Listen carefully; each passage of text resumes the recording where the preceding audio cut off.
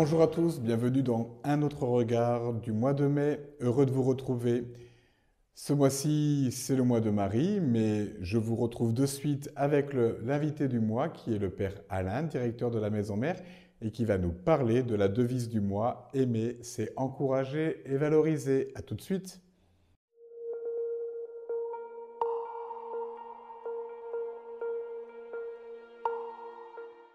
L'invité du mois, j'ai le plaisir d'accueillir le Père Alain Canivingue, directeur de la Maison Mère et responsable spirituel de la fraternité timonienne du Cœur de Jésus. Bonjour Père Alain. Bonjour à tous.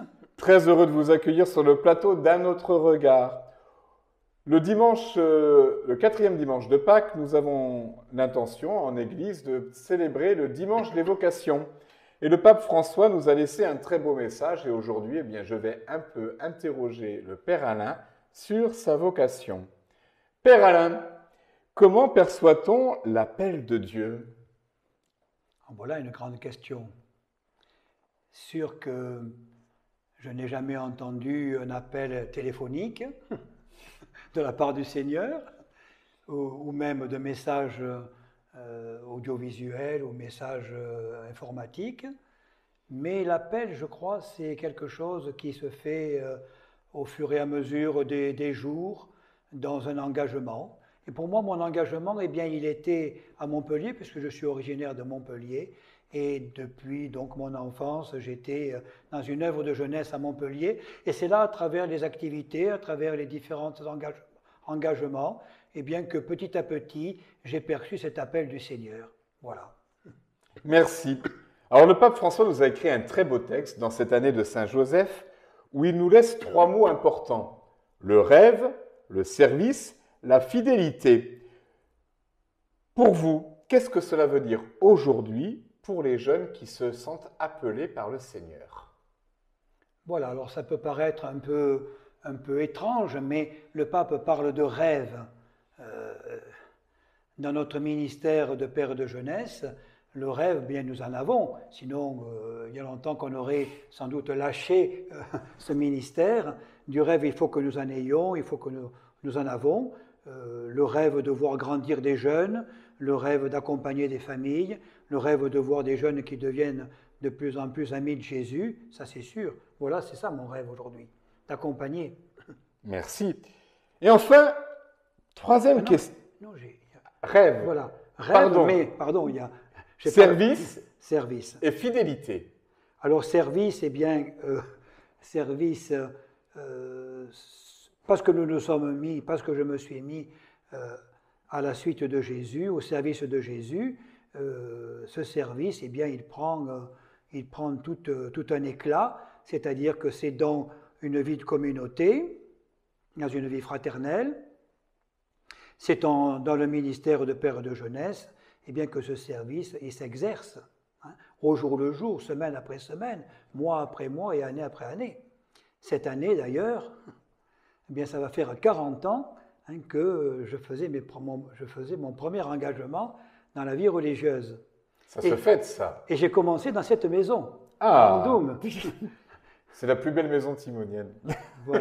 Voilà, le service, c'est tout simple, c'est mettre ses pas dans les pas de Jésus, je crois, et puis avancer avec lui dans la confiance.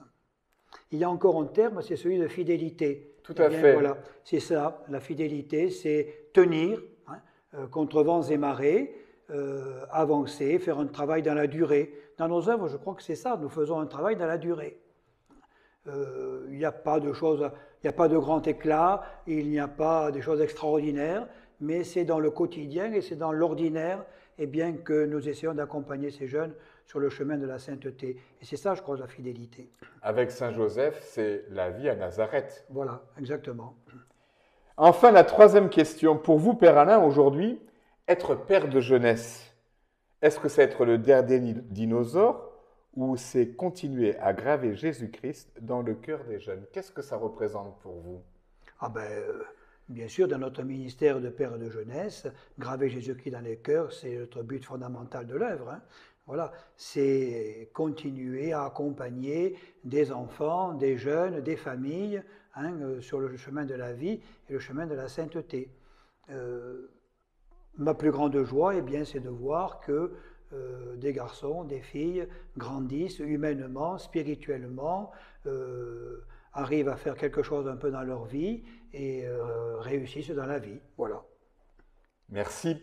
Alors cette année, on vous a proposé un parcours spirituel sur le mot aimer. Et l'initiateur de ce parcours spirituel, eh bien, il est devant vous, c'est le Père Alain.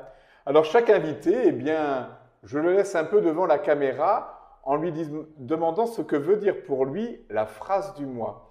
Alors je vais quitter le Père Alain, le laisser seul face à la caméra et je vais l'interroger sur la phrase du mois de mai.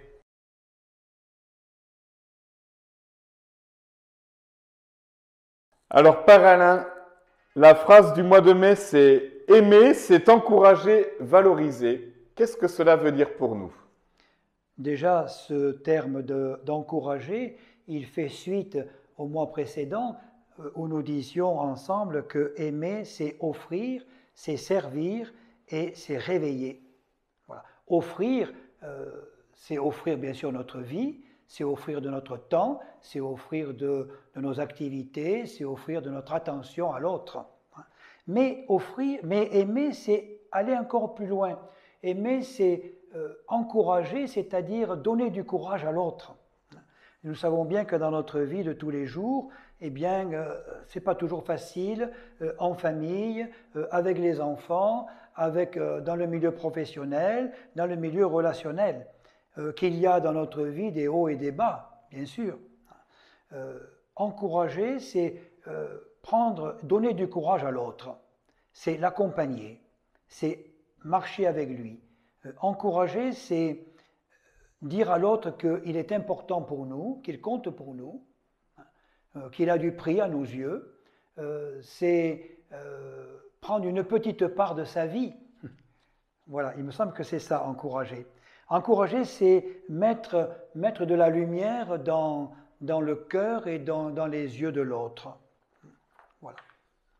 Encourager, nous le sommes par le Seigneur, bien sûr, et dans l'Évangile, nous voyons plusieurs exemples où Jésus lui-même encourage tel ou tel qui viennent à sa rencontre.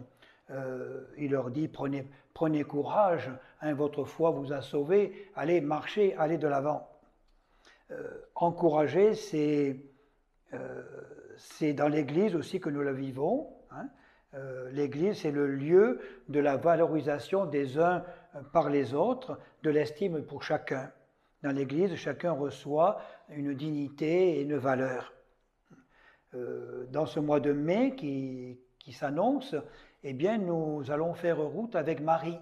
Marie, elle est celle qui s'est rendue disponible, qui sans doute dans cette sainte famille de Nazareth a été là pour encourager Jésus, pour quelquefois sans doute encourager Joseph, et l'un et l'autre, Jésus et Joseph, à leur tour ont bien dû encourager Marie dans sa tâche de ménagère et de maman.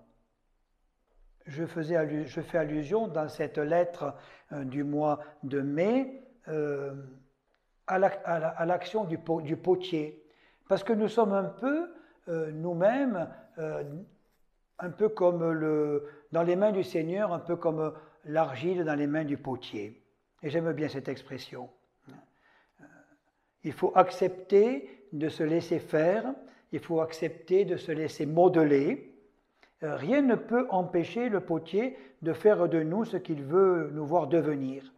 Eh bien, c'est ça. Le Seigneur, il est là, il nous accompagne et il nous encourage au jour le jour dans tout ce que nous vivons. Alors, dans ce mois de mai qui arrive, avec l'aide de Marie, eh bien, acceptons d'être un peu comme de l'argile dans les mains du potier et de se laisser modeler pour que nous arrivions à être, j'allais dire, une œuvre de plus en plus magnifique pour le Seigneur et pour les autres.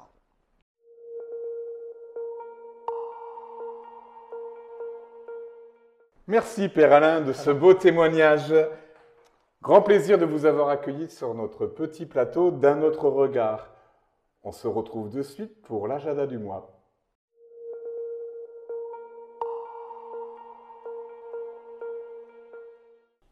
Ce mois-ci, pour notre agenda spirituel, le vendredi 7 mai, ce sera le premier vendredi du mois. On se retrouve pour la messe à 18 h, ainsi que pour la réunion fraternité des ados à 18 h 30. Le jeudi 13 mai, ce sera la fête de l'Ascension, Jésus qui monte au ciel. La messe est à 11 h. Dimanche 23 mai, jour de la Pentecôte, dimanche de rassemblement. Et le dimanche 30 mai, ce sera la fête de la foi à l'œuvre avec les premières communions, les professions de foi et les baptêmes des enfants de l'œuvre. Vous retrouvez cette émission sur les réseaux sociaux de l'œuvre d'Andoum, la chaîne YouTube, pensez à vous abonner, et sur la page de Facebook de l'œuvre. Merci, à très vite, au revoir.